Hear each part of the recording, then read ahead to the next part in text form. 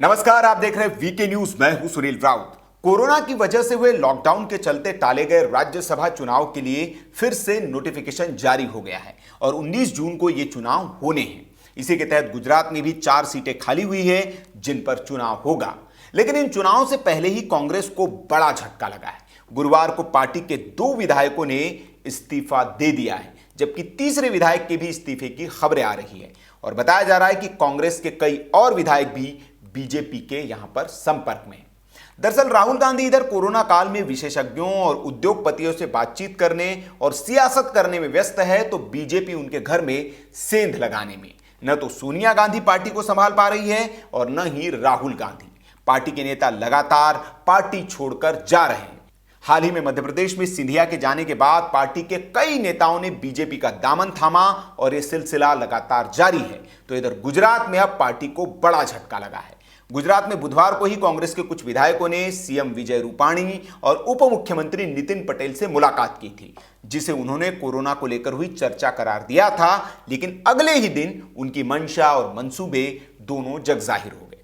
सूत्र बता रहे हैं कि करजन सीट के विधायक अक्षय पटेल ने इस्तीफा दे दिया है, जबकि कपराड़ा से विधायक जीतू चौधरी ने पार्टी से संपर्क तोड़ दिया है, जिसके बाद पार्टी मानकर चल रही है कि उन्होंने भी इस्तीफा दे दिया है।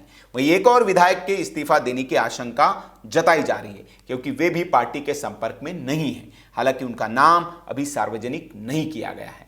अब आप सोच रहे होंगे कि कोरोना काल के बीच गुजरात के विधायकों को बीजेपी ने क्यों तोड़ा, तो उसके पीछे है राज्यसभा की वो 4 सीटें जिन पर चुनाव होने हैं। इसके लिए उसका गणित भी आपको समझना पड़ेगा।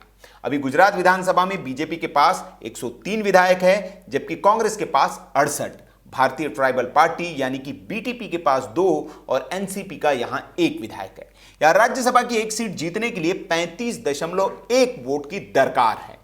अभी तक कांग्रेस बीटीपी के 2 विधायकों और 1 निर्दलीय के साथ अपनी संख्या को 71 के तौर पर देख रही थी और इस तरह वह 2 सीटें आसानी से जीतने का दावा कर रही थी। लेकिन बीजेपी यहां से 3 सीटें जीतना चाहती है और कांग्रेस को 1 सीट पर झटका देना चाहती, और इसके लिए उसे 106 विधायकों की जरूरत है, जबकि उसके पास 103 ही विधायक हैं। इसका मतलब है कि बीजेपी को अपने 3 उम्मीदवारों को जिताने के लिए 3 और वोटों की जरूरत होगी।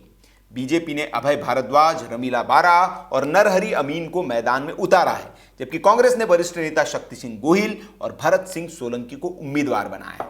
बीजेपी ने नरहरि अमीन को तीसरे उम्मीदवार के तौर पर उतारा है। गुजरात में एक बार फिर से 2017 जैसी स्थिति बनती दिख रही है। आपको याद होगा 2017 में इसी तरह बीजेपी ने गुजरात में एक अतिरिक्त उम्मीदवार उतारकर कांग्रेस के दिग्गज नेता अहमद पटेल की सीट पर पेच फंसा दिया था। तब भी कांग्रेस के 6 विधायकों ने चुनाव से ठीक पहले इस्तीफा दे दिया था, लेकिन 1 वोट निरस्त होने की वजह से किसी तरह से अहमद पटेल ये चुनाव जीतने में कामयाब रहे थे और इसके लिए कांग्रेस को चुनाव आयोग से लेकर सुप्रीम कोर्ट तक की लड़ाई लड़नी पड़ी थी। अब इस बार फिर बीजेपी कांग्रेस के लिए मुसीबत खड़ी कर रही है। अब देखना होगा कि कांग्रेस क्या इस बार बीजेपी के चक्रव्यूह से बच पाएगी।